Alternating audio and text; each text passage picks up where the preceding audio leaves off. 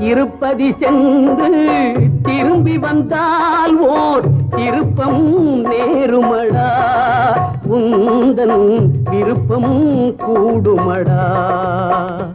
நீ திறந்திட நினைக்கும் கதவுகளெல்லாம் தானே திறக்குமடா, உன்னை தர்மம் அணைக்குமடா, உன்னை தர்மம் அணைக்குமடா.